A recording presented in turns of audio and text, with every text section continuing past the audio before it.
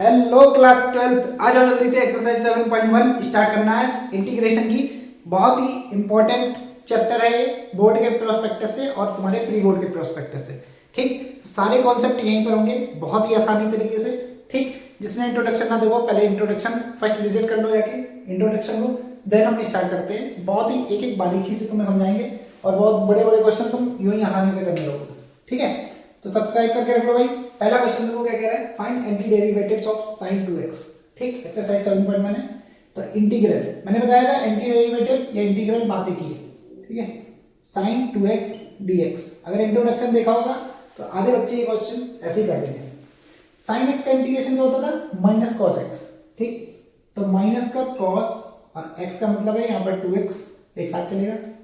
और मैंने बताया था जो x के साथ है ना उसको डिवाइड में लिख दो, x के साथ जो भी कोफिशिएंट है उसको डिवाइड में लिख दो और प्लस c कांस्टेंट लगता है। ठीक, क्यों लगता है इंट्रोडक्शन बताया गया है, उसका भी रीजन है, कोई रेक्टिफिकेशन नहीं, सारे चीजें रीजन के साथ। ठीक, ये इसका आंसर। पहला क्वेश्चन खत्म। Question number 2। ठीक, बहुत ही सिंपल क्वेश्चन। क्वेश्चन नंबर 2 कह रहा है cos 3x, integral of cos of 3x। NCERT चल रही भाई। ठीक, एनसीईआरटी बुक लेके बैठना, बहुत ही आसान।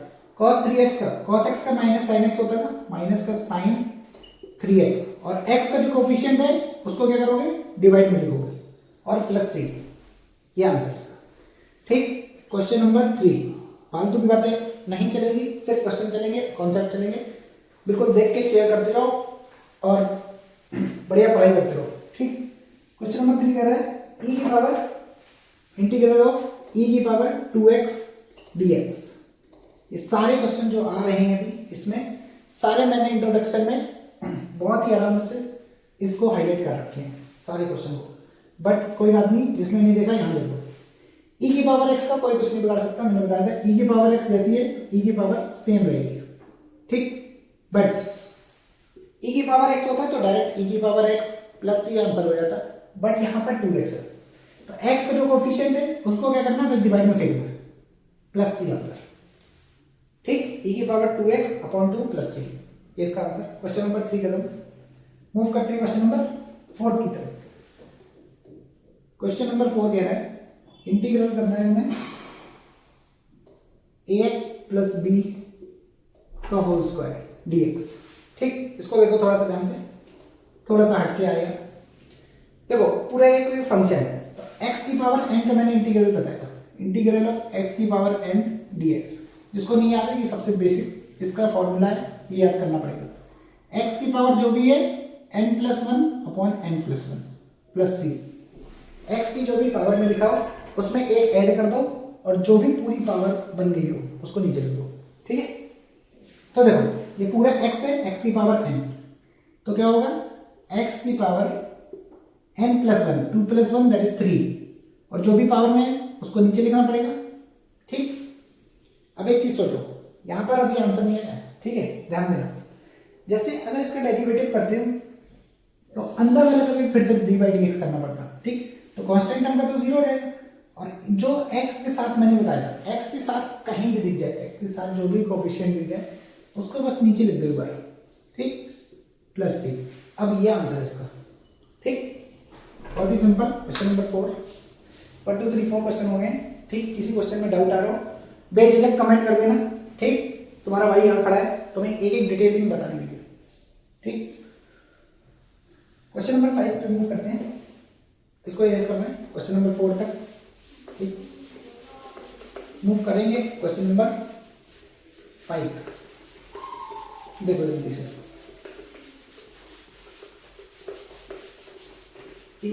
ये यहाँ पर फॉर्मूला लिख रखा है, फॉर्मूला भाई याद करना बहुत जरूरी है। ठीक है, इंटीग्रल के फॉर्मूले सारे याद कर लेना, एक एक करके याद करने की रखने की जरूरत नहीं। हर एक क्वेश्चन में कॉन्सेप्ट कुछ ना कुछ लग रहा है, उसके साथ साथ लिखते जाना, याद हो जाएगा। ठीक है, क्वेश्चन नंबर ये हो चुका है। क्वेश्चन नंबर कितना हो गया, 4। क्वेश्चन नंबर 5 पे आया। अब sin 2x नहीं है, यहां पर लिख रहे हैं question, find the antiderivative of sin of 2x minus 4 e की पावर 3x। देखो ऐसे क्वेश्चन देख के डरना नहीं है, बहुत ही इजी तरीके से एक एक स्टेप चलते जाओगे, क्वेश्चन आराम से होता रहेगा। मैंने क्या कहा था, अगर दो पार्ट दे रखे हैं तो दोनों को सेपरेट सेपरेट डिवाइड कर लो। Sine 2x dx minus integral of, इसको लिख लो 4e3x dx। ठीक, दोनों को अलग अलग डेरिवेट कर दो और लिख दो एक साथ आंसर। देखो साइन 2x का तो तुम आराम से कर लोगे, अभी पहले क्वेश्चन में किया था। साइन 2x का क्या होगा, माइनस का कॉस 2x, और जो भी x के साथ कोफिशिएंट लिखा है उसको डिवाइड में लिख दो। ठीक है, माइनस ये कांस्टेंट टर्म जो भी है इसको पहले बाहर फेंको, तो e की पावर 3x बचा। मैंने बताया था e की पावर जो भी है उसको एज इट इज लिखो, और x के साथ जो कोफिशिएंट लिखा है उसको नीचे लिख देना है, बस तुम्हारा आंसर। ठीक है, ज्यादा होगा अगर थोड़ा मॉडिफिकेशन करना है तो दोनों से माइनस कॉमन लेके इसको ब्रैकेट में प्लस में डाल देना, बट ये भी तुम्हारा बिल्कुल राइट आंसर है। ठीक, क्वेश्चन नंबर 5 हो चुके हैं, पढ़ते हैं क्वेश्चन नंबर 6 की तरफ। एक भी क्वेश्चन समझ ना आए, कोई भी कॉन्सेप्ट समझ ना आए तो कमेंट जरूर कर देना, मैं सारे डाउट क्लियर करा दूंगा तुम्हारे, यूं ही। ठीक, तुम्हें इंटीग्रेशन बहुत टफ लगती है, जैसा बताया गया होगा बहुत टफ है, कोई टफ नहीं, बहुत ईजी। क्वेश्चन नंबर 6 क्या कह रहा है, इंटीग्रल करना है 4e3x + 1 dx। हाँ यही दे रखा है, तो देखो दो फंक्शन है, दोनों को सेपरेट सेपरेट डिवाइड कर लो, पहले दो पार्ट्स में डिवाइड कर लो, 1 dx, इस पे भी dx, उस पे भी dx। ठीक है, तो 4 बार e3x लिखा है derivative, plus integral of dx मैंने बताया इंट्रोडक्शन में, इसका होता है x + c। तो देखो 1 लिखो ना लिखो, बातें की है, इंटीग्रल ऑफ dx लिखा है तो ये तो x हो गया। अब इसका करना है 4 e की पावर जो भी है सेम लिख दो, और x के साथ जो कोफिशिएंट है उसको डिवाइड में लिख दो। ठीक, 3 है ये, 3 प्लस ये x का प्लस c। क्वेश्चन नंबर 6 हो चुका है, बहुत ही आसान तरीके से, सारे हाउ बिल्कुल क्वेश्चन है हलवा एकदम।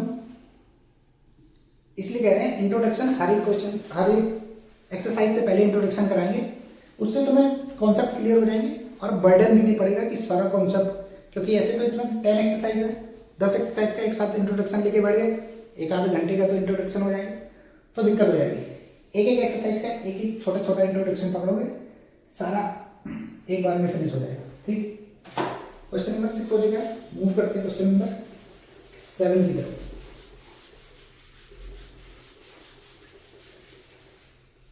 क्वेश्चन के साथ साथ ये कॉन्सेप्ट याद करते हैं हम तो इजी आ जाएगा, क्वेश्चन इजी लगेगा।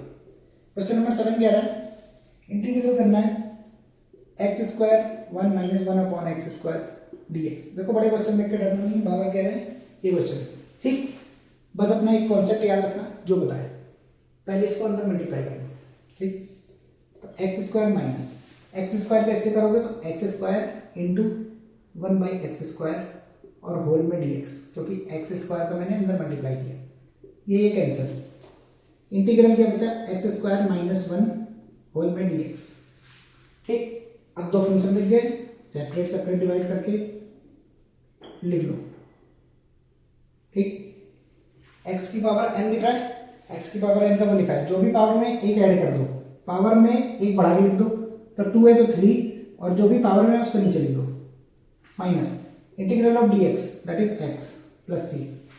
ठीक, क्वेश्चन नंबर 7 था, है इजी इंटीग्रल। ऐसे करके सारी एक्सरसाइज तुम्हें बहुत इजी लगेंगी, टेंशन मत लो। जब तक तुम्हारा भाई यहाँ पर खड़ा है तो मैं टेंशन लेने की जरूरत नहीं, बस तुम एक वीडियो को बहुत अच्छे से ऑब्जर्व कर लेना। ठीक, सारे तुम्हें कॉन्सेप्ट यहाँ हो जाएंगे। अभी आज के लिए इतना ही, नेक्स्ट पार्ट में एक्सरसाइज 7.1 फिनिश हो जाएगी, फिर 7.2 का इंट्रोडक्शन, ऐसी सीरीज चलती जाएगी। ठीक है, तब तक के लिए पढ़ते रहो, मुस्कुराते रहो।